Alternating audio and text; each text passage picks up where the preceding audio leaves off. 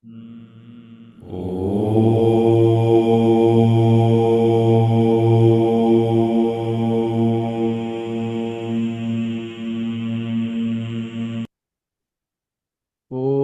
वाङ्मे मनसि प्रतिष्ठिता मनो मे वाचि प्रतिष्ठितम् आविराविर्म एदि वेदस्य मा आनिस्तः श्रुतं मे मा प्रहासीर् अनेन अदितेन आहोरात्रान् सन्ददामि ऋतं वदिष्यामि सत्यं वदिष्यामि तन्मामवतु तद्वक्तारमवतु अवतु माम् अवतु वक्तारम् ॐ शान्ति शान्ति शान्तिः नारायणं निखिलपूर्णगुणैकदेहं सर्वज्ञम् अच्युतमपेतसमस्तदोषं प्राणस्य सर्वचित् अचित् परमेश्वरस्य साक्षात् अधीश्वरमियां शरणं रमेशम्. So, good morning, good evening, good afternoon for Satsangis who have joined us for the part 8 of Aitareya Upanishad Chintana. And as you know, we've been doing Aitareya for about a couple of months, and it has been a very interesting journey so far. And we have made this journey very slowly, very slowly at a glacial speed to understand the depth of philosophy that is being discussed in Aitareya Upanishad. So let's always think about the rishis, Mahidasa, Aitareya, Rama, Chaturmukha Brahma, Mukhya Prana, and all the acharyas who have given us the bhashyas. The devata for this is Mahidasa Aitareya himself, who is of course called as Akaranamaka Paramatma in Aitareya Upanishad itself, and it's primarily in the prose form, Gadya form. Okay, so where are we at this point? We are in the second khanda of the first adhyaya, which comes in the first pragataka. Okay, so long way to go. So we are in the second khanda. We have finished the first khanda over 6 to 7 weeks, and we have just made our pravesha in the second khanda. The first couple of words we've been looking at. Let's offer our obeisance to Srimad Acharya and Ananteshwara temple, and then look at the Aitareya Upanishad. So the main portion that we are discussing at this point in the second khanda is Ukta Vidya. Okay. I've underlined that here. There are so many vidyas and so many concepts to understand in Aitareya Upanishad, and we are doing what is called as the Ukta Vidya. So Uktam iti vai prajaha vadanti तद इदमेव उक्तम इयमेव पृथिवी इतो हि इदं सर्वम् उत्तिष्ठति यदिदं किंच तस्य अग्निरर्कः अन्नम् अशीतयः अन्नेन हि इदं सर्वम् अश्नुते अंतरिक्षम एव उक्तम अंतरिक्षम वा अनुपतन्ति अंतरिक्षम अनुधावयन्ति तस्य वायुरर्कः अन्नम् अशीतयो अन्नम् अन्नेन हि इदं सर्वम् अश्नुते असावेव द्यौरुक्तम् अमुतः प्रदानात् इदं सर्वम् उत्तिष्ठति यदिदं किंच तस्य असाव आदित्यो अर्कः अन्नम् अशीतयो अन्नेन हि इदं सर्वम् Ashnute iti adidaivatam. Okay, so those are the first 5 lines that we are trying to understand the depth of philosophy that Aitareya is teaching us in this amazing Upanishad. So last time, couple of weeks ago, we looked at this first 2 words, and of course, Aitareya says Uktam Uktam twice, not once, twice he has said Uktam Uktam iti vai prajaha vadanti. Okay, who is this Ukta? We had a lot of discussion about who that Ukta could be. Is it Brihati Sahasra, which is also called Brihadukta? Could this be that? Could this be Dhara Devi, who is the Abhimani Devata of Prithvi? Could this be Prana himself, who is celebrated in Prana Vidya as Ukta? Or in this particular Khanda, there are 3 ways in which Ukta is looked at. Is that the Ukta? We understood what Srimad Acharya gave us the etymology of who that Ukta is. Ukta, Uttapanat, Uktanama. That is the etymology of that. Ukta comes from the word Uttapanat, Utpatti. Okay, so the derivation is fairly easy. So Uttapanat, Uktanama. Okay. He is the independent creator of the universe. He is the independent creator of the universe, is what this Ukta Vidya starts. Uktam iti vai praja vadanti. Okay. So who are these prajas? Okay. Prajas there means not just the ones that have come from the womb of Brahman. Here prajas also mean, if you remember the first kanda where there are three guys, right? Manushotamas, rishis and devatas. Then you had Vayamsi, Vangavagadaha, Irapadaha. That is Pishachas, Rakshasas and Asuras. Then you had Manushotamas, Rishis and Devas. Those were the tripartite classifications of souls that we did quite a lot of discussions around this. So the ones that know Brahman and do not surpass him, that abide by Brahman, they run their lives under the lordship of Brahman. Those guys are the prajas. They have understood Brahman properly. Devadyaha prajaha. Prakrishta jataha prajaha. Prakrishta jataha. They know this Brahman very well. Who are these guys? Devadyaha prajaha. Devas, rishis and manishyotamas. They celebrate this Brahman as Ukta Ukta. Uktam iti vai prajaha vadanti.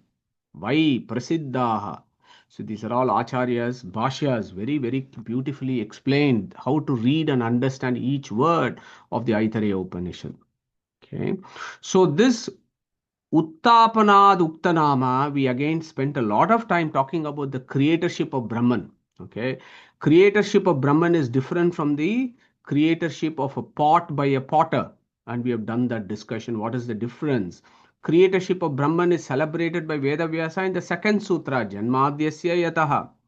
Whereas the creatorship of Brahman is different from the potter in that sense that he is not dependent on the clod of clay or the wheel or whatever else that is required by this potter. These entities are outside this potter, and the potter is dependent on these entities, whereas Brahman creatorship is on a different platform.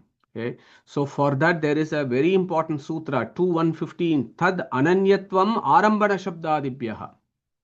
Brahman is an independent creator of the universe. He does not need Mula Prakriti to create, but yet he chooses to use Mula Prakriti and all the Tattvabhimani Devatas to create so that he can shed his grace upon them so that they can do their jobs and attain salvation. Okay, so that is the purpose there. Tad Ananyatvam Arambana Shabdadibhyaha. And this creatorship of the universe is the business of Brahman only and nobody else. 4.4.17 of Brahma Sutra, Jagat Vyaparavarjam. Okay. So when we think about the creatorship of Brahman, these three sutras are very, very important for us. Janmadhyasya yataha, tad ananyatvam arambana shabdadibhyaha, om Jagat Vyaparavarjam om. Okay. None of us, you and me in the satsanga souls, none of us can claim to be the creators of the universe. That is such a delusion to say that I am Brahman and I am the creator of the universe. That is not what our Veda Vyasa has said. So never forget this. When the Prajas celebrate as Ukta, he is the independent creator of the universe. The Prajas, that is Manushyottamas, Rishis and Devas, have understood what? They are Prakrishta Jataha. How have they understood? That he is an independent creator of a real universe. Okay, and then we also understood he not only creates but also enters and supports his creation. Okay, so one is an independent creator, but he also enters into the creation, unlike a potter doesn't go into the pot. Whereas our Brahman not only creates, but he enters into everything and looks after them. Tadeva Anupravishate of Aitareya Upanishad is very, very important for us to navigate the second kanda of the first adhyaya. So who is this guy? Okay, Uktam iti vai prajaha vadanti tad idameva uktam. That creator is this one. Tad idameva uktam. That this one is the creator, says Aitareya. Who is this guy? That Vishnu is the creator of the universe. Vishnu is the creator of the universe. Vishnu is Ukta. Vishnu is Ukta. Mahidasa Aitareya is Vishnu's avatar. He says, guys, Vishnu is Ukta. I am the Ukta. I am the Ukta. He's saying that to all the Tattvabhimani Devatas and through them to all of us. So Uktam iti vai prajaha vadanti tad idameva uktam. Okay, so this is very, very beautiful. This when that word ukta comes, it immediately should remind us about this Gayatri Chintana, Upasana of Brahman. There are three ways, there are so many ways of Upasana of Brahman. So here, what is going on? Let us look at the Gayatri. How it fits into Gayatri, it's very, very clear. Rishi Vishwamitra Gayatri. So the Gayatri that we recite is called Vishwamitra Gayatri. There is another one called Brahma Gayatri. Vishwamitra sees the Vishwamitra Gayatri. What does it include? It includes Pranava, Vyahruti and Gayatri. Whereas Brahma Gayatri is just the Gayatri alone. Pranava is the Omkara. Vyahruti is Bhur, Bhuvas, Suvaha. Okay, and then you have the three components of Gayatri. So look at this. Tat Savitur Varenyam. So you have Bhur, Bhuvas, Suvaha. So you have the Pranava, then you have the Vyahruti, Bhur, Bhuvas, Suvaha. Akara, Ukara, Makara. In the first Adhyaya, Yesha Pantaha, Yetat Karma, Yetat Brahma, Yetat Satyam, Tanna Pramadyet. You remember that verse? That four is Akara, Ukara, Makara, and Nada. Okay? The four Vyuha forms, Aniruddha, Pradyumna, Sankarshana, Vasudeva. Akara, Ukara, Makara, Nada. Okay, so these are all, this is how our Acharya has taught us to understand and contemplate on Aitareya Upanishad. So we are still dwelling on that concept of Akara, Ukara, Makara. The Bhu becomes Tat Savitur Varenyam. For anybody interested to have a proper understanding of Gayatri Mantra, please refer to Rigbhashyam of Srimad Acharya. Om Ashesha Gunaudara iti Narayano Apyaso Purno Bhutivaro Ananta Sukho Yad Vyahruti Ritaha Gunaistataha Prasavita Varaniyo Gunonnatehe Bharati Jnana Rupatvad Bhargo Dhyeyo Akhilair Janaihi Prerako Asesha Buddhinam Sa Gayatri Artha Iritaha. So the second and the third verses are so important on the Rig Bhashya because that directly is relevant to what we are trying to contemplate here. So the Bhu is the first component of the Gayatri. Tat Savitur Varenyam. Look at the Tat Savitur Varenyam is very relevant to what we are discussing here. Uktam Uktam iti vai prajaha vadanti. So the Tat, Gunais tataha tat, that which has all pervaded. Tataha tat. Who is that guy? Brahma. Yetat Brahma of the first khanda. That Brahma is tataha. Okay. Look at the next word, Savitur. Savitur is very interesting. We can say Savitur is the sun. That is one way of looking at it. Our Srimad Acharya has given us a etymology of how to understand Savitru of Vishwamitra Gayatri. Prasavita. Prasavita is Savitru. Okay. Prasavita, Savitur. What is it? Prasavita. Prasavita is Prasava. That we are all very familiar with. Prasava, delivery. What does our Brahman deliver? The Brahman delivers the universe from his womb, just like how our mothers deliver babies. Okay, that is exactly what Vishnu is doing. Okay, Prasava. So Prasavita, that is why he is called Savitru. Prasavita, Jagato, Janaka, iti Savita, Sute iti Savita. There are so many etymologies, but this is a beautiful etymology that Srimad Acharya gives in Rigbhashyam. He is Prasavita, he is Savitru. Janmadhyasya Yataha. He is the creator. And of course, our Mundaka Upanishad talks about that spider, right? Yata Urnanabihi Srijate Gruhnatecha. Remember that one. So that Savitru is what the Ukta is. He is celebrated here as Ukta because he is the Prasavita. He is the Jagato Janaka. Iti Savita. He is Ukta. Yeah. So Uktam iti vai prajaha vadanti. Ukta, there are three levels of contemplation and two stations in which our Aitareya then explains how do we souls contemplate this Ukta, this great creator of the universe. How can we contemplate him? And he has told us very clearly the first kanda, unless you contemplate, there is no scope. But how do we contemplate?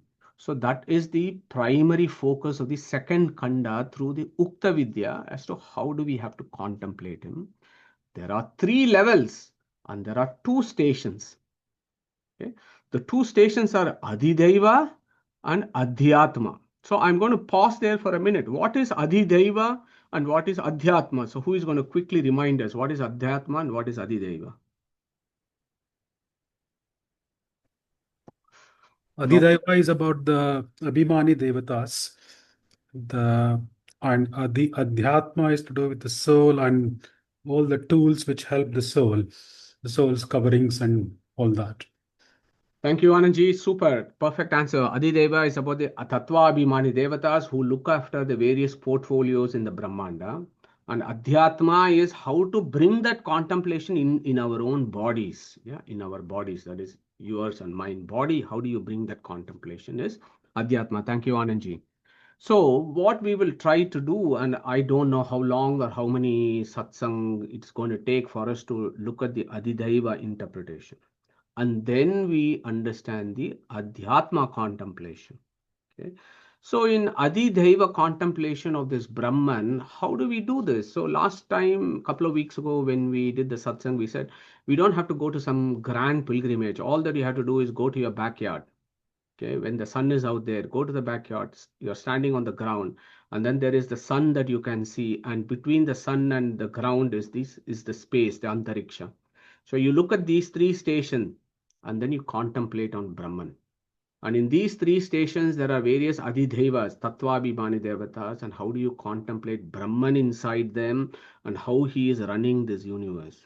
Okay, that is a very broad outlook with regards to how we look at adhideva interpretation. Prithvi, Antariksha, and Dhyav. Dharadevi, Vayu Tattva, and Surya.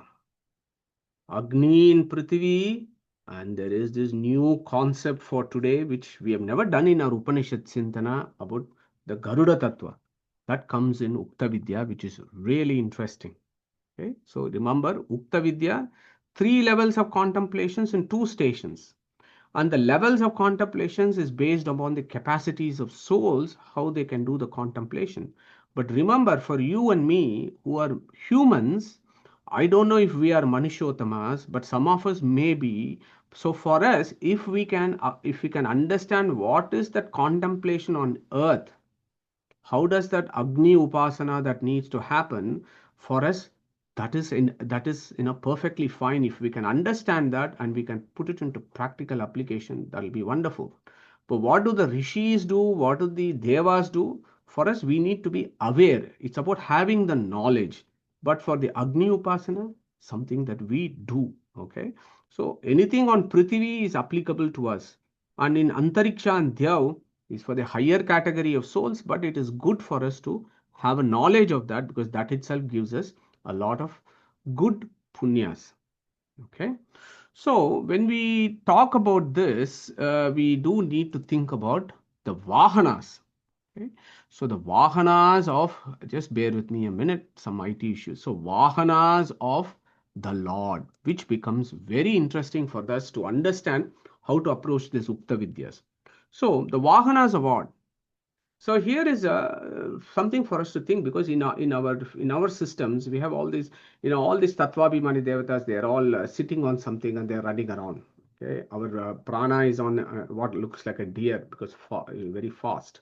So it is metaphorical. It's not that prana tattva needs a deer to run on it or Ganesha needs a mouse to walk to go on it. No, it is very very metaphorical, and this is the problem with the current days folks where they sometimes take this very literally, and because some of them have taken it very literally, it has become a point of contention in other philosophies and religions looking at sanatana dharma.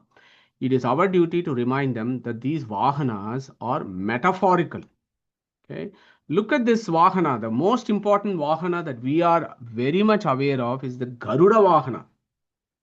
Okay, so for Lord Vishnu, when he is all pervasive, right? He is all pervasive, but still he chooses to use a vahana and then go around the universe. Is the contemplation, that he uses a vahana to go around. So stay with me on this idea. We'll build this up. Okay, so Garuda is one of the vahanas of Vishnu, okay, in the Upanishads. Chanda Purushaha. Garuda is called Chanda Purushaha in Chandogya Upanishad. Okay, so just a brief question. So who is going to tell us or remind us what does Chanda Purushaha actually mean? What is Chanda Purushaha? Anybody wants to share their thoughts on this? Abhimani of the speech or Abhiman, the Abhiman. meters. Okay, thank you, Anandji. Chandas, meters, meters. When we say meters, we say meters for what? For routine speech or special type of speech? uh, Where do we use for chand? for the hymns that for example in the Bhagavan said that I am Gayatri among Chandas, so he is the like he has a shape of mantra. He is murti of mantra, kind of, maybe that in that way. Sure, sure. Thank you, Saptarshiji. So, Chanda Purusha, both of you got the ideas, I think, right? So, Chandas is for Vedas. Okay. Veda Abhimani. Chanda Purushaha, start off with, the idea there is Garuda is a Veda Abhimani. Okay.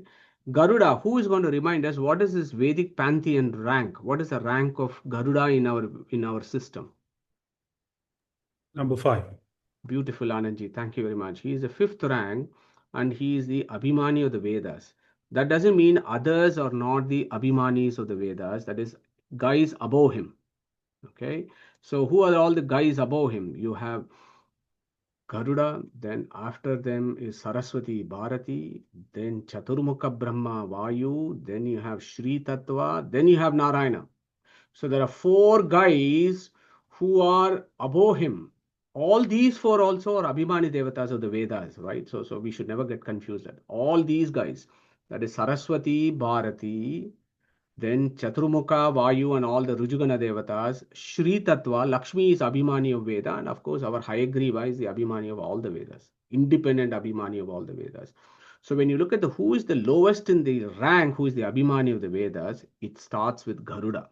Okay, he's called Chanda Purushaha because he's the Abhimani of the Vedas. Chandas means Vedas. Yeah, sorry, Shaptarshiji. Yeah. I have a small question, Madhusudan ji. Can we also say that Rudra and the Sesha, as they are in the same rank, they are also Abhimani of the Vedas? Yes and no, Saptarshiji. The Shastras are very clear. So there is the Vedas, there is the Puranas, and then there is the intention to go and read the Puranas. So if you look at Vedas, Garuda, this is a classical rendering, Garuda Veda. Yeah, Puranas, Sesha. The inclination to read these two, you need to have Rudra's blessings. So that is how we understand it. So Chanda Purusha is our Garuda. Okay. And Garuda is a very interesting Vedic pantheon character. He comes in various places in our Shastras. Garuda Purana. It is a dialogue between Garuda and Vishnu, and some of you might have read this. How Garuda and Vishnu have a conversation. Bhagavata Purana, Gajendra Moksha.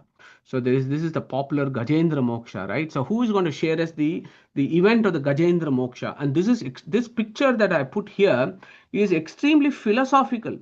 That tells you why this guy is Chanda Purusha. Okay, who is going to remind us about what is the background to Gajendra Moksha? Who wants to take that up? Anybody wants to share Gajendra Moksha? Yes, Saptarshiji. Go for it. So in a short story, so basically it was Indra. There's a elephant. He is the king Indradumna in his previous birth, and he is an elephant in this birth in that birth, referring to this incident. And there was the crocodile, and the crocodile was actually a Gandharva who caught the feet of a rishi, and he was cursed that he will be a crocodile, if I'm not wrong.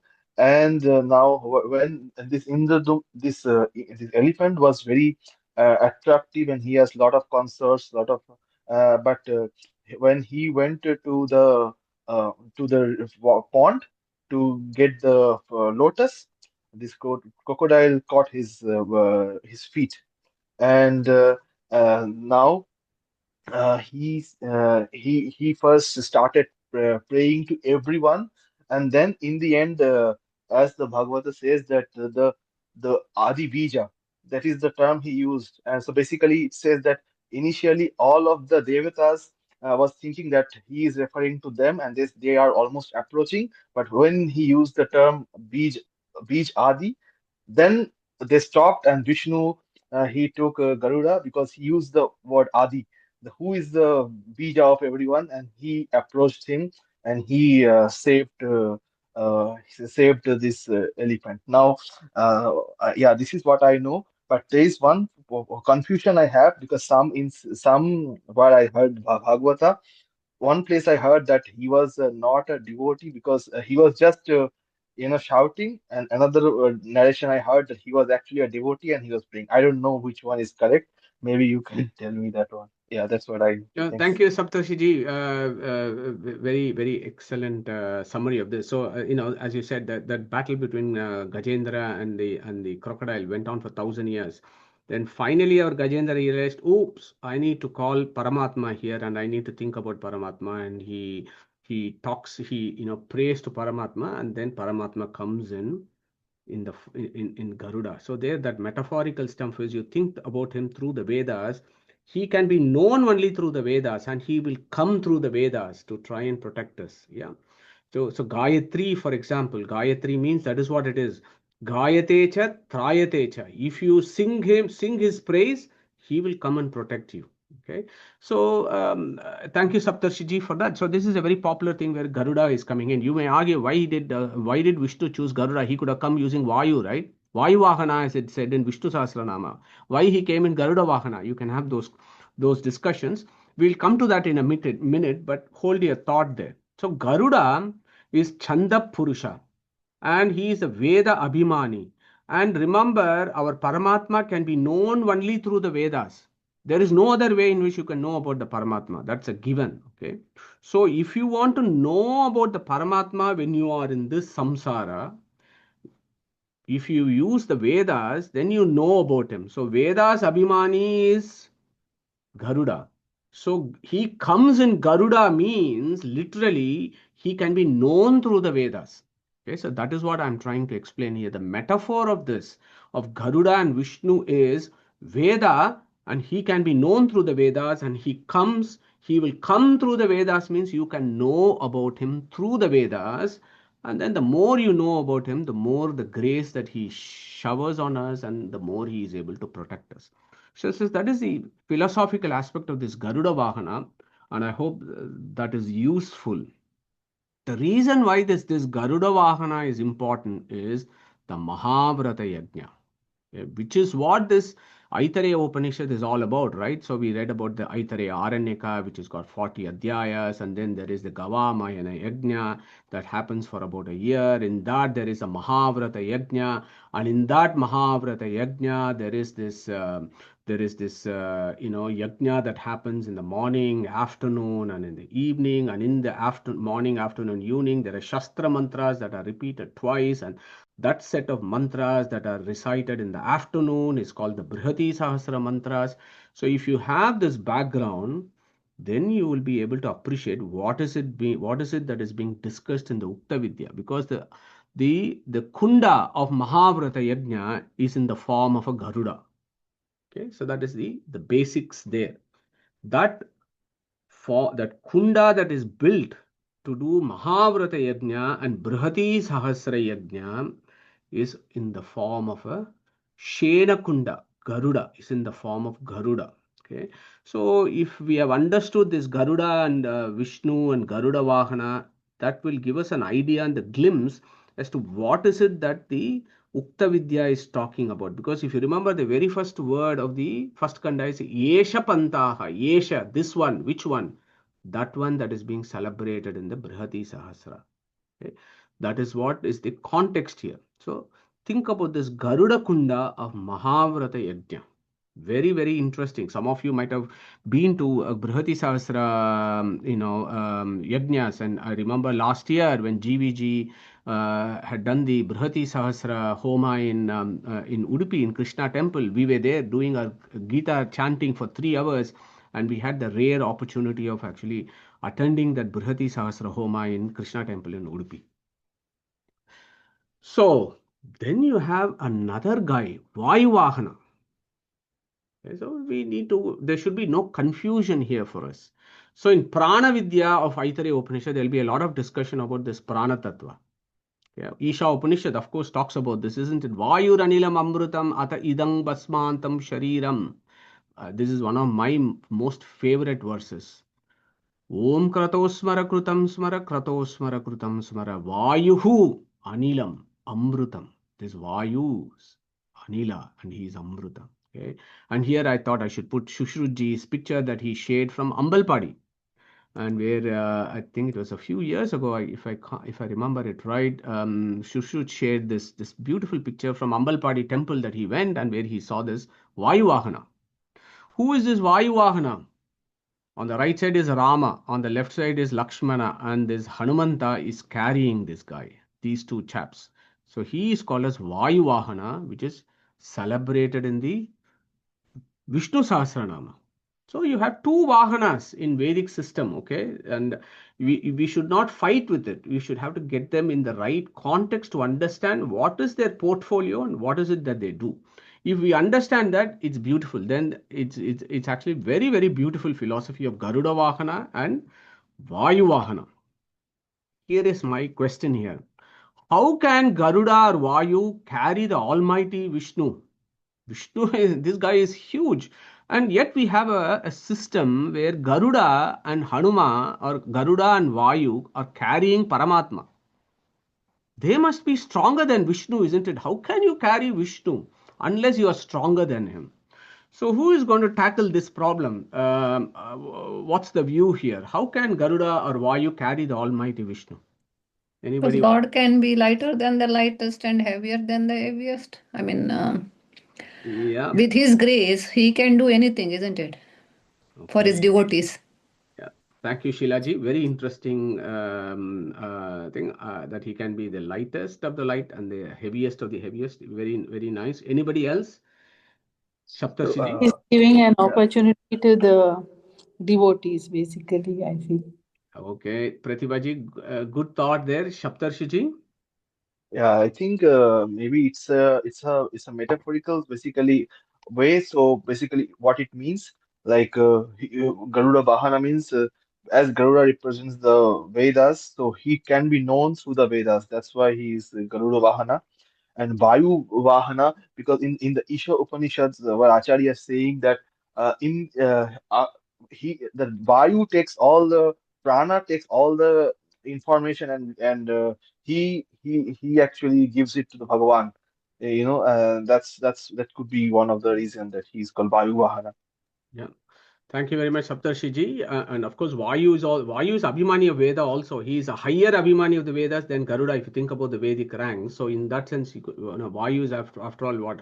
Ashapta Shivashu Matrushu, Matarishwa. He knows all the Vedas. Yeah. So you could take it up like that also. Yeah, interesting. Thank you. Here is the answer for that. Okay, who is inside Hanumanta and Garuda? Who is inside them? There is the Antaryamin there, isn't it? Inside them. So one view of Shilaji is very interesting. He can choose to be light, he can choose to be heavy and all that. But the other view there also is, who is inside Hanumanta? Who is the Antaryamin of Hanumanta? Narayana himself. Okay. So think about this concept. Okay. This is very important for the Ukta Vidya, where the Bhoktru and the Bhojya are the one and the same. Okay, so hold on to that idea, which is what is being discussed in Ukta Vidya, which has straight, direct correlation with what Krishna has said in the Gitas. Every time he spoke about, yajna and fire sacrifice, he's always said, I am this, I am Ahuti, I am this, I am that, and all that. Why that comes from the Ukta Vidya. If we have understood Ukta Vidya, then we can understand what is it that Krishna is saying. Okay, so the Antaryamin in Hanumanta and the Antaryamin in Garuda is Narayana himself. So in this equation, it is Antaryamin Narayana who is carrying himself. And of course, as Pratibhaji said, with the Lord's grace, Hanumanta or Garuda is able to carry. So there are so many ways of looking at this. Sorry, Madhusudanji, Antaryami of everyone is Narayana, no? Correct. Everyone. So here, if Hanumanta is able to carry him, it's not that Hanumanta has got extraordinary strength. Yes, he's got Va, Aya and U, Utkrishta Bala. But that Utkrishta Bala comes from where? It comes from the Antaryamin who is inside him. Yeah, otherwise it's not going to happen, right? So it is that kind of idea. So why Garuda? Why Vayu? What is the contextual relevance? Saptarshiji was mentioning that very briefly. Vayu Vahana. Vayu Vahana means what? Abhimani Devata of the Jivas. So Vayu's portfolio is to carry the Jiva out of the body. When he carries the Jiva out of the body, the Paramatma, this is what the significance of this picture here is. This Vayu carries the Jiva out of the body along with Paramatma. This is the philosophy of this picture that we see in all the frames. That is his unique, his exclusive portfolio is this. Of course, he does lots of other things, but that is how his Vahana is. His purpose as a Vahana is to carry the souls in and out and in and out and so on. And up to Viraja, even after Viraja, what is he doing when we are all going to Satyaloka? It is this guy who is actually taking us to Viraja. Let us not forget that. It is this guy who takes us to Viraja, and he makes us that we have the dip in the Viraja. Then we go on the other side. And there also the Chaturmukha Brahma, Mukta Chaturmukha Brahma, if you go to Aitareya Upanishad, it talks about this. What does the the Mukta Chaturmukha Brahma, what is he contemplating? Aitareya Upanishad discussed that very, very beautiful. Okay. So never forget our Vayu, whose portfolio is very important for us as Jivas. He is there he is with us all the time. Garuda Vahana, Abhimani Devata of the Vedas. The Lord moves around his creation on Garuda. Although he is all pervasive, he moves around his creation on Garuda, means in the material world, he can be known only through the Vedas. Okay, so that is the deeper metaphorical, philosophical sense of Garuda Vahana. Okay, that in this samsara, in this material world, what does that mean when I say Lord moves around his creation? He is all pervasive. He doesn't need to move around, right? But that sense that we get from that is Vedas Abhimani, and he moves in the Vedas in the sense for us. If we need the Lord for into our consciousness, we need the Vedas. If we need to know the Vedas, the first Abhimani that we need to fall flat is Garuda Deva, Garuda Tattva. Okay, so that is the importance of Garuda Tattva and the Vedas. Vayu Tattva, as celebrated in Vishnu Sahasranama, is about the journey of souls, as to how he carries them from one place to another, and that is the portfolio of Vayu. So I hope that is interesting information. But anyway, thank you so much for those contributions. Why are we talking about this?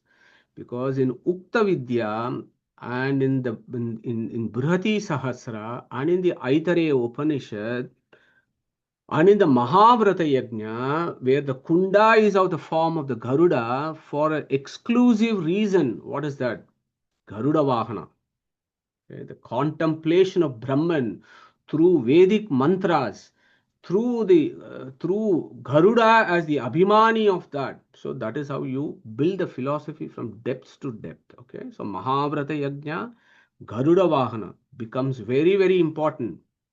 Vayu Vahana is in different context altogether. So one should never confuse Vayu Vahana and Garuda Vahana and then have a debate as to who is higher, who is lower and all that. No, they have a portfolio.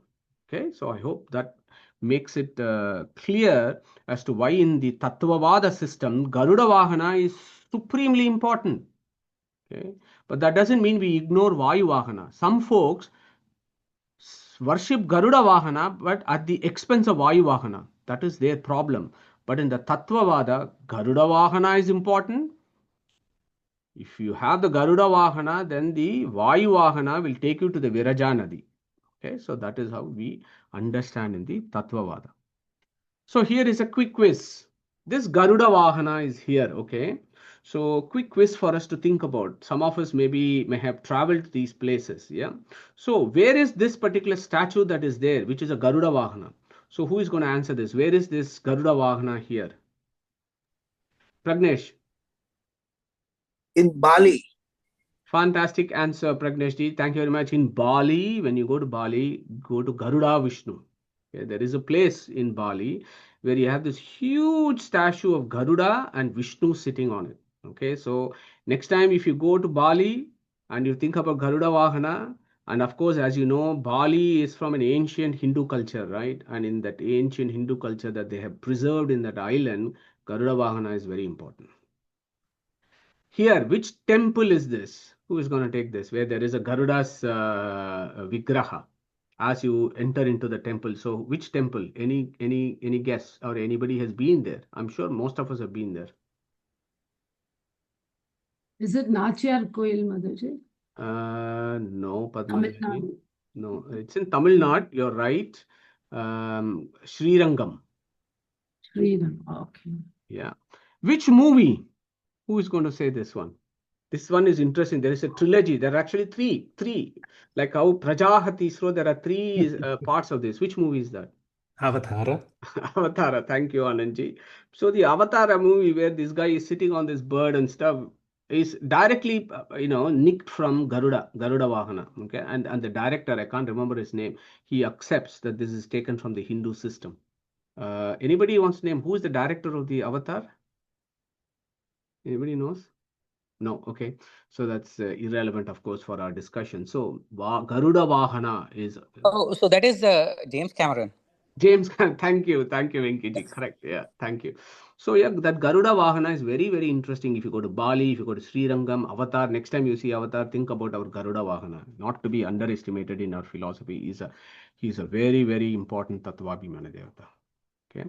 Then, of course, you have the Vahana, but then you have the Agni Upasana, right? I keep coming back to this again and again because that is very important. Because in the Mahavrata Yajna, when you are doing Brihati Sahasra and you are putting Ahuti into that fire which is in the Garuda Kunda, you need to think about that Agni. So that Agni Upasana becomes very important, and I think there is no way in which I would be able to proceed without having this brief review of this.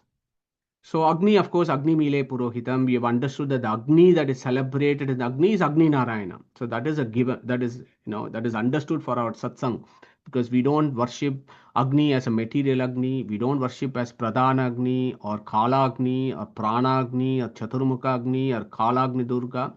We worship it as Agni Narayana. But here is an interesting concept that will come in Ukta Vidya.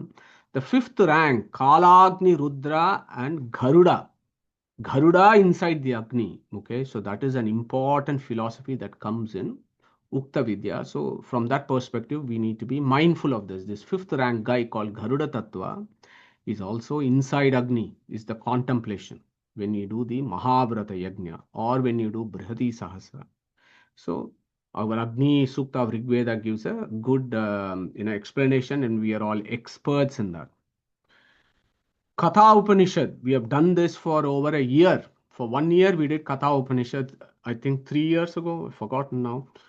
Tridachiketaha, Tribiretya Sandhim, Trikarmakrit, Tarati Janma Mrityuhu, Brahmajagnam, Devam, Yidyam, Viditva, Nichayemam, Imam Shantim Atyantameti.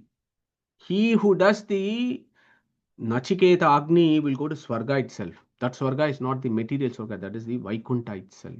And of course, in Mundaka Upanishad, we have learnt about Agni in so many ways.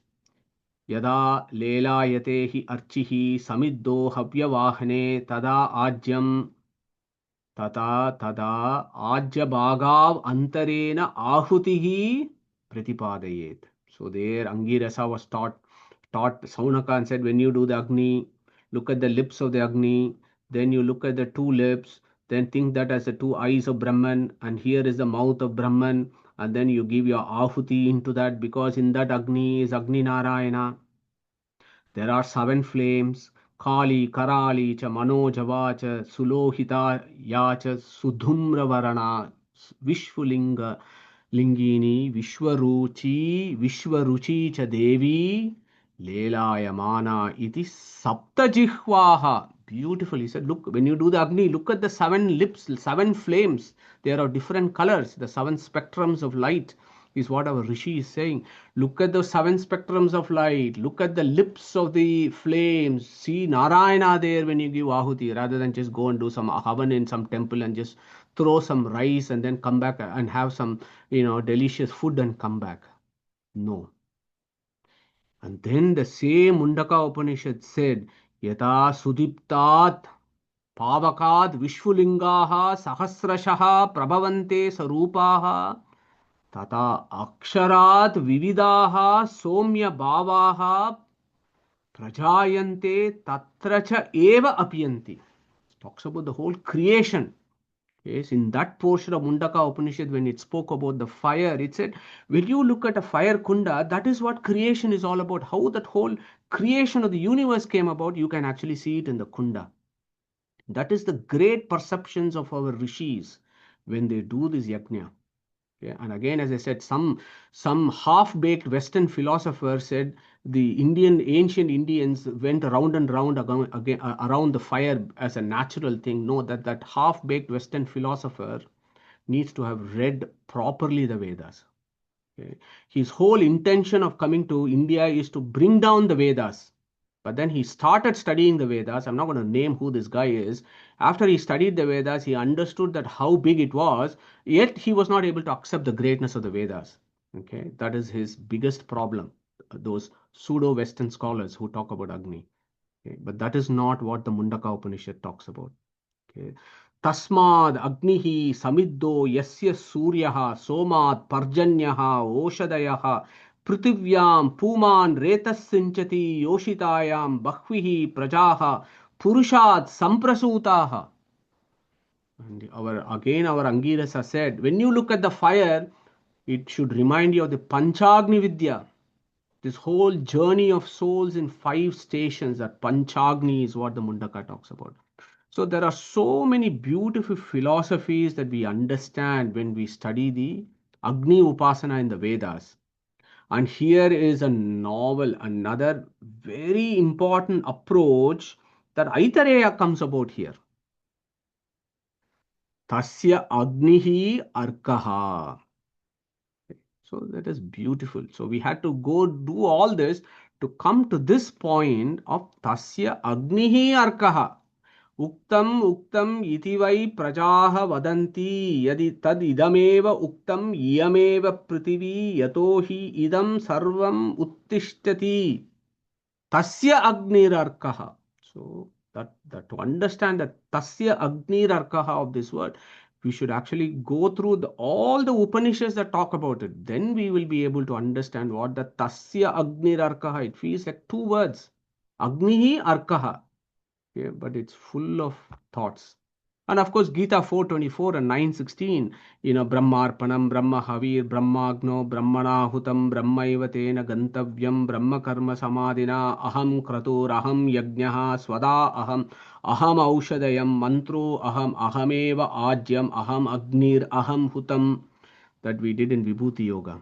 Okay? They all will make deeper philosophical sense as we navigate this particular Ukta Vidya Upasana in Prithvi. That is for Manushas like us. Okay? The Kunda of Mahavrata, we need to have the basics of the Kunda of Mahavrata Yajna, which is of the form of a Garuda or Shena Kunda. Okay? So hopefully we will do this, and I'm hoping at least we'll touch that first word. Again, go to Katha Upanishad. Yama teaches Nachiketa about this whole Kunda business. The whole Kunda philosophy comes in Katha Upanishad of Krishna Yajurveda, worth doing a brief review. Trinachiketaha Tribiretya Sandhim Trikarmakrit Tarati Janma Mrutyuhu Brahmajagnyam Devamediam Viditva Nichayevam Shantim Atyam Upaiti. Shantim Atyantameti Trinachiketaha trayametad viditva evam vidvan chunute nachiketam sa mrityupashan puratah pranodya shokadigo modate swargaloke. Know this Trinachiketa. What is this Trinachiketa? That you go back to that slides we spent, I think, almost 3 weeks talking about these verses of Katha Upanishad. The Kunda of Mahavrata Yajna has got 360 bricks. Okay, if anybody is going to do Brihati Sahasra, classic Brihati Sahasra, the Kunda will be made as a Garuda, and that Garuda Kunda will have 360 bricks in Garuda Kunda. So anybody wants to take this up, why 360 bricks? It could be 340 or 370, isn't it? Why did our rishis, why do the Vedas always recommend, if you do a Kunda, to do a Yajna, it should have 360 bricks. Similarly, the Kunda of Mahavrata Yajna also has 360 bricks. Who wants to pick this up? Share their thoughts on this. Pragnesh ji, followed by Anand ji. Thank you. Because there are 360 degrees, number one. And number two, there are 360 days in lunar calendar. Super Pragnesh ji. Thank you very much. Anand ji? Anand ji? Yeah, it's almost same as what Pragnesh ji said. It is 360 breaks, 360 bones in the human body, and 360 days in a year. Very nice, Anand ji. Shobha Can I ji. tell? Shobha ji, go for it. Yeah, it is Brihati Sahasra is the 36,000. The Akshara is there, so that is why it is 360. 360. Thank you very much, Shobha ji. Very, very interesting. So thank you, everyone. We all got it right. Yeah. 360 bricks in the Kunda. Why? The first point, never forget what Pragnesh ji said. 360 degrees. Okay. There is only 360 degrees. There is no 361. 360 means Purna. Okay. It is complete. Purna madaha Purnamidam Purnat Purnam Udachyate. Purnasya Purnamadaya Purnameva Vishishyate. So that should come to our mind. 360 bricks of Brihat Mahavrata Yajna means we are celebrating this Purna. Brahman alone is Purna. Okay, we are celebrating the 360. Then, of course, Anandji very beautifully reminded us there are 360 bones, 360 marrows, 360 joints in the Vedic system. The modern anatomy may have a different view, but this is what the Vedas have, Vedic system thinks about 360 bones, 360 marrows, 360 joints. Add them together. What does that become? 1080. There is your link. Vishnu Sahasranama. 1000 verses plus 80 Chakara, Eva, and all that. And as Shobhaji very rightly pointed out, Brihati Sahasra, the Brihati Chandas has got 36. 36 times 1000 is 36,000.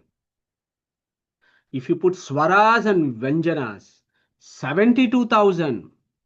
There are 36,000 nadis on the right and 36,000 nadis on the left. Paramatma in his male form is in the 36,000 nadis on the right side. Paramatma in his female form is on the left side. So the Ardhanari is primarily for Vishnu. The independent Ardhanari is Vishnu. Then comes others. Okay, never forget this. Now here is another thing that Anandji was reminding us of. So what does that say here? 36,000 daylights, 36,000 night is 72,000. So when I say you have to, if one lives for 100 years, what that mean? 360 days times 100, 36,000. 36,000 daylights, 36,000 nights, 72. The 72 denotes the Swaras and Vyanjanas of Brihati Sahasra. Brihati Sahasra and Vishnu Sahasranama are one and the same. And then 1080, 360. So it is a very, very scientific approach here. Here is a quick quiz. 24. Which Chandas is 24? Who is going to tell us? Very quickly. Gayatri. Beautiful. Gayatri. So who is the Abhimani of Gayatri? Gayatri. Yeah, Gayatri. Vishnu. Vishnu. Vishnu. Okay, Vishnu, Gayatri. Okay, fine. Yes, thank you. Thank you very much. So why 360?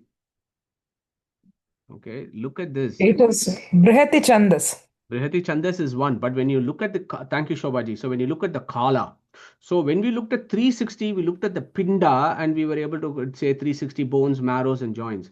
Look at the time, the time the sun is there and the earth goes around, right? Our rishis took 360. Okay, some people may say, oh, but the time that it takes for the earth to go around is 365 days. Here is the greatness of our rishis, okay, not to be underestimated. Rishis were not stupid to say 360. Why did they say 360? The lunar days in a year is 354.37. The solar days in a year is 365.25. You take the average, it is 360. Okay, it is 360 is the average of that. Take the lunar year and the solar year calendar. So when the 360 is so profoundly philosophical for us, and the beauty of Mahavrata Yajna, which is what this Ukta Vidya is all about, has got 360 bricks. Okay, so that is the anatomy of Brihati Sahasra. So that is how you understand the basics of how to approach this second kanda. So you have the structure of the Mahavrata Yajna. Okay, so the Mahavrata Yajna is what is in Garuda Kunda. Now, why Garuda? We understood, okay, Garuda is the Abhimani of the Vedas, and you say this, and Garuda also means something that flies very high and something that flies very fast. So, if you read the Vedas, you can reach higher levels of consciousness and you can reach the Paramatma, or the Paramatma will come very fast to you. So, that is another way of looking at it. But here is another beautiful thing that Ukta Vidya talks about. Look at the components of the Garuda Kunda. Garuda has got a head, two wings, and a tail, and the central portion. 1, 2, 3, 4, and 5. So who is going to remind us what is that 5 actually denotes? The 1, 2, 3, 4, it denotes something from the very first kanda. Yesha pantaha, etat karma, etat brahma, etat satyam. And then there is this mula form. The 5 there on the Garuda, sorry Pragneshji, go for it. Three things: Panch Mahabhuta, Panch Karmendriya, and Panch Jnanendriya. Okay, interesting, Pragneshji. Anybody else? The 5 Vyuha forms of the Lord. Panchakosha, I thought. Panchakoshas, because Mula form Narayana is inside.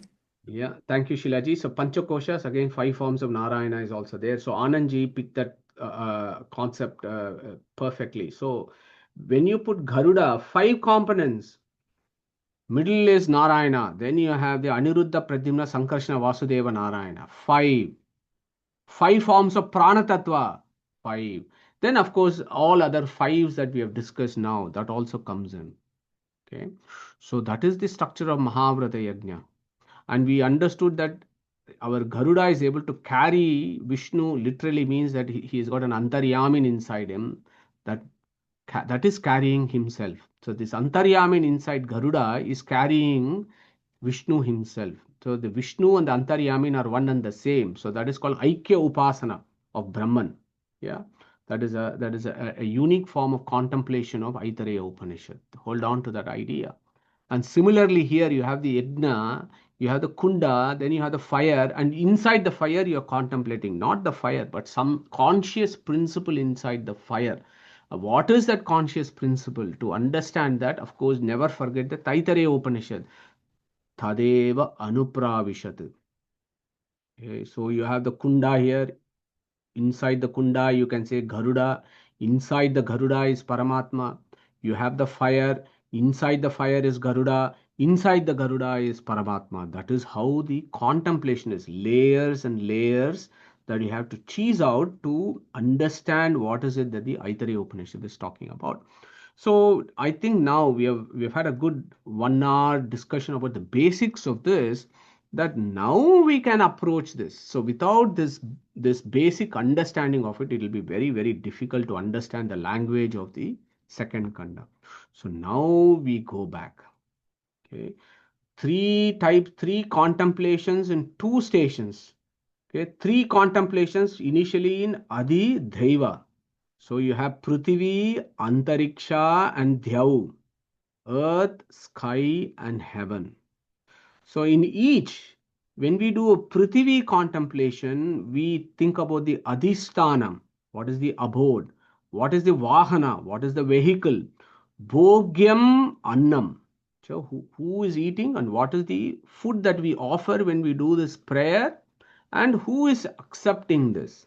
So that is what we do, isn't it? When we do any puja, if we invite a purohit to do, I don't know, whatever puja you do, maybe Satyanarayana puja, for example, you will have the priest, he will put a kalasha, then he will recite the mantras and he will bring all the various Tattvabhimani devatas.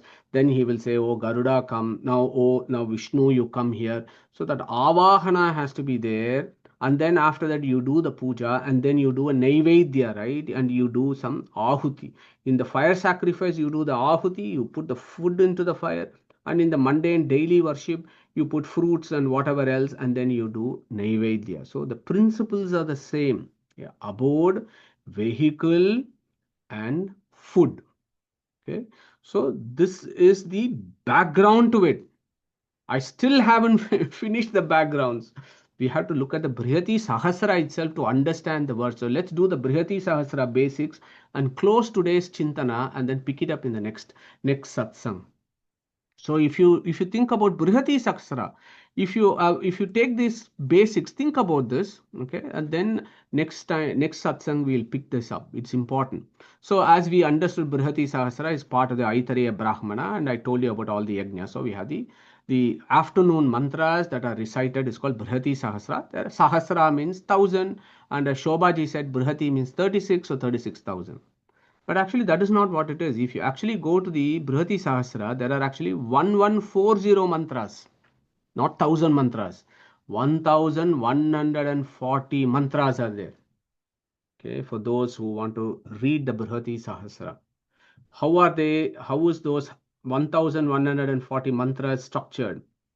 You have set of 3 mantras, 240, 240, 240. 240 basically is 3 times 80. 80 in Sanskrit is called Ashiti. Ashiti means 80. Okay? Ashitayaha means in plural. So 80 times 3 is 240 mantras. Okay, and again it's important to know this because Annam Ashitayaha Annena hi idam sarvam ashnute. When you say Annam Ashitayaha, unless we know what that Ashitayaha is, we will not be able to appreciate the depth in which Aitareya is discussing this. Okay, so Ashitis is 240 mantras. There is a first set in Gayatri Chandas, there is the second set in Ushnik Chandas, and then there is the third set in Brihati Chandas. So if you want to be classical, it is Gayatri, Brihati, and Ushnik in that order, but I've arranged this with the number of syllables. Yeah. So 24, 28, 24, 28, 36 syllables. Okay, and then these 3 guys are sandwiched between 210 mantras in other chandas and 210 mantras of other chandas. So actually it is not 1000 mantras, okay, it is 1100 mantras. But to reconstruct this, so what our rishis do is any chandas, they always would want to reconstruct it into Brihati. Because Brihati is big. It's a very important chandas. Mukhya prana is the abhimani of that. Okay? So they like to play around the words and letters and somehow bring them into 36,000. Okay? And how this is done, for us to understand, even to have a glimpse of how the Vedic rishis did this, we have to go to this work of Srimad Acharya called Karma Nirnaya. So in Karma Nirnaya, Srimad Acharya actually explains to us how is this 1140 mantras rearranged and reorganized into 1000 mantras in Brihati Chandas. Fascinating to explore that. So there is another Acharya down the lane called Sesha Chandrika Acharya. He has done a work called Tattvasara, and in Tattvasara he gives a full explanation of the Brihati Sahasra. Okay, so for those of us who are interested, we can go into it, but my intention was to just give you a reference for all this. Okay, so you convert this whole 1140 mantras into 1000 mantras of 36 syllables. Then it becomes Brihati Sahasra. Okay, now look at the 3 203 sets of 240 mantras of Brihati Sahasra. Okay, first is Gayatri, then Brihati, then Ushnik. Okay, and we need to understand this, otherwise we will not be able to navigate the rest of the Ukta Vidya. So the first one, 240, is called Gayatri Trichashitihi.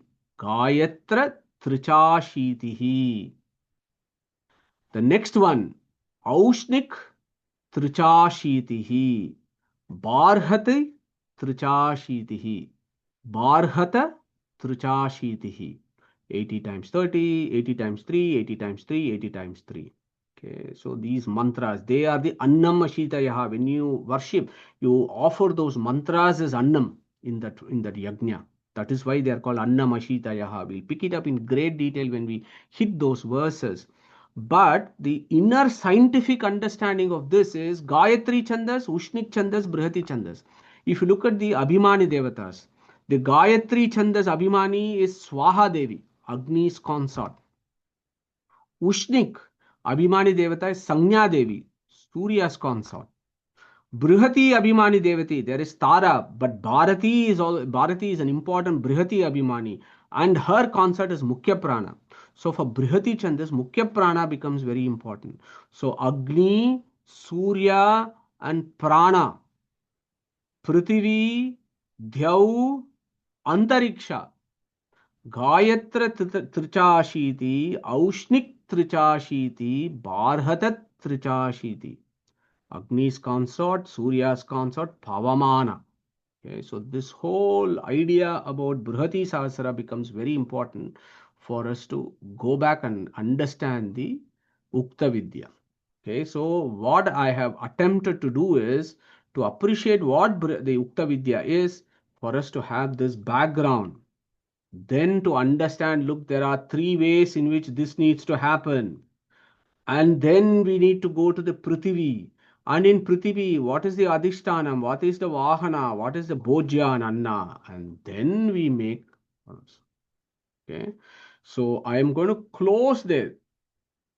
Tad idameva uktam iyameva Prithvi itohi idam sarvam uttishtati yadidam kincha tasya agnir arkaha annam ashitayaha annena hi idam sarvam ashnute. So hopefully we will pick these words, these beautiful, these are all, I mean, I can't overemphasize, I don't know how much I can celebrate these verses. They are so deep. Several levels in which we need to understand this. So that Ukta is this only. Which one? Yameva Prithvi. This Prithvi is Ukta, is what Aitareya starts. How is this Prithvi Ukta? And in this Prithvi, what is this Agni Kunda? How do we need to understand this? How do we need to worship this? We will pick it up in the next satsang. So I'm going to close at that point. And again, as I said, there are really incredible verses coming up here. Okay, so Krishna Pranamastu. Any questions? We can pick it up now. Namaskaras, Madhuji. Thank you. I wanted to just make one quick comment. Yeah.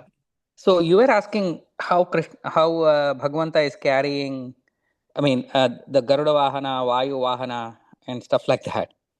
So I was just remembering in Harikathamritsara, Jagannath Das actually describes this as Kolu Kudireya Madi, meaning a little kid carries a stick, right? And then he pretends that is a kudri, right? That is a horse. So what it means actually is that the Bhagavan himself, it's not like the stick is carrying the kid. The kid is walking around with the stick. So in addition to walking around, he's also carrying a stick along with him. It's kind of like that with Garuda and Vayu and all of the others. When Bhagavanta is being carried by Garuda, Garuda is actually being carried by Bhagavanta. Just like a stick, which is a Kolu Kudri, which is a horse, ragged horse, is being carried by the child. So the Bhagavanta Shakti itself is carrying Garuda also, giving him the opportunity of having served, is how he describes. I wanted to kind of like reconfirm what you were saying about the Antaryamitva. Very nice, beautiful, Venkiji. Yeah, and as you so beautifully pointed out, when we do this next satsang in that Agni Kunda Upasana, this whole idea of what Jagannatha Dasaru has informed us in Kannada, the Aitareya Upanishad picks it up in its own flavor and its own very cryptic way of conveying information, and it gives you that idea. So we'll pick this up, Venkiji. Thank you so much for Thank you. sharing those comments. Yeah. Any other comments or questions, Shaptarshiji? Yeah, I have a small comment regarding, that different devatas have different vahanas, right? And you're mentioning that the Western people, they think, okay, it's childish or funny. I think, yeah, it is metaphorical, like one you mentioned. That is a very deeper meaning. Another thing we can reconcile for example, for Ganesha, there is a Mushak, right?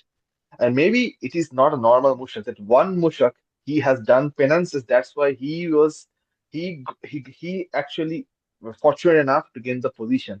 And that is in spirituality, it is very much possible, right? For example, Garuda, there is a life of Garuda also, right, in the Puranas, that when he was born, the same way it could be. I know, but I think it is the Western's problem. They think that how they want to impose their philosophy on us, that is their way of seeing things is very correct, and they can think that, okay, like someone has committed sin in heaven sometimes back, and everybody is carrying the sin, and that is also funny, like right, in that way. Sure, Saptarshri, thank you very much. But I think you raise a very important point. To be honest, it is our own mistake, our own problem. It's not the others' problem. We just haven't bothered to articulate our philosophies, or we haven't articulated it in a way that these fellows can understand. It's a miscommunication issue. It's as usual. Whenever there is a problem, at least in my area of work, it always boils down to communication.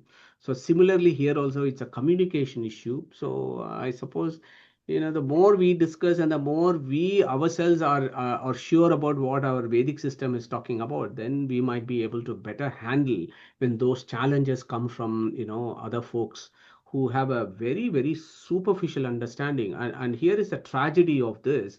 Many of the people even in Bharat Varsha are reading these English transliterations from these fellows, okay, and getting half baked knowledge. So it is very, very dangerous. But what to do? This is the situation at this point of time. That is why I am of the strongest view that we have to take our refuge only in our acharyas. Okay, forget about Mhm. these half-baked gurus of modern times. If we need to have a proper understanding of what is it that the Vedas are talking about, we have to surrender to our acharya and the Yeah. acharyas that come down after him. That is the only way. Never go to these modern fellows. I'm sorry to say this, but I don't. Yeah. Also, regarding what you mentioned about these half-baked Western philosophers, like they have, okay, I'm not talking all, but in 100 years back, many of them had a propaganda, and many of the letters later revealed which actually exposed those propaganda. They wanted to, look down upon us and totally ruin our dharma. And that's why, as you mentioned, the only refuge is our acharyas. Yeah. That is the only thing. Yeah, Yeah. yeah. We have to stick to only our Acharya and Jayatirtha, Vyasatirtha, Raghavendra Tirtha.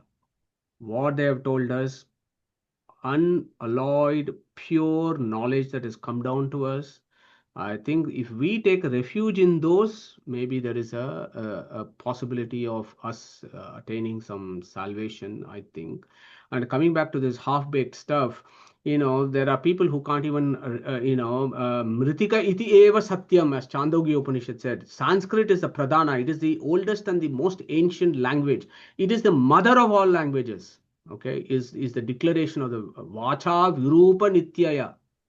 This Vacha, the Samskrita Vacha, Vedic Sanskrit, Vedic language is eternal. It is the most ancient. Yet there are people who are not willing to accept that Sanskrit is.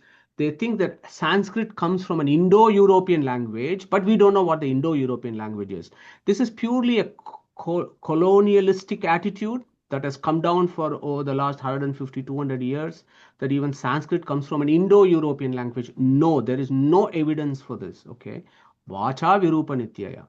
So we have to we have to be firm with what we know, and as you said, half-baked knowledge with colonialistic attitudes, that there's lots of misinformation that has gone out there.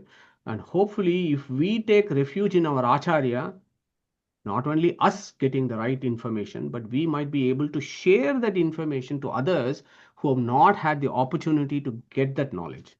Okay, so thank you very much for that very interesting discussion. Saptarshiji or anybody else wants to say something else? Otherwise, we'll One small thing, yeah. So regarding, this is the root of language. Actually, there is a very famous scholar. He's not anymore. Chandrasekhara Saraswati.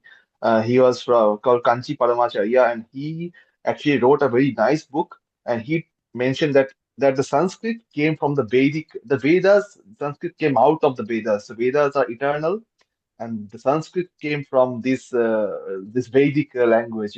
So this Indo-European claim is very shaky. Well, it's not shaky. It is just a made up stuff that without taking. I don't want to name that fellow, but that's what he has said, and everybody seems to accept that, which is ridiculous. This is this is what the colonialists do, and we need to be very mindful of that. Yeah, our ancient heritage is incredible, and we need to celebrate that, and we need to hold on to that, not listen to some half-baked English transliterations. Yeah, so on that note, let's close today's session. Thank you very much for a very animated discussion on this. We'll pick up this Ukta Vidya in all its dimensions. Yeah, next satsang. Okay, on that note, let me pick up Pragnesh ji. Do you want to recite Om and we close today's session? Oops, Pragnesh ji is not around. So yeah, Pragnesh ji. Oh,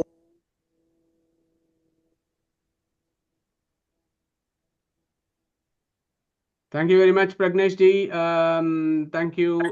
So we'll close today's session and stay safe, guys. We'll catch up again next Sunday for another amazing satsang. Okay, Hare Krishna. Hare Krishna. Hare Krishna.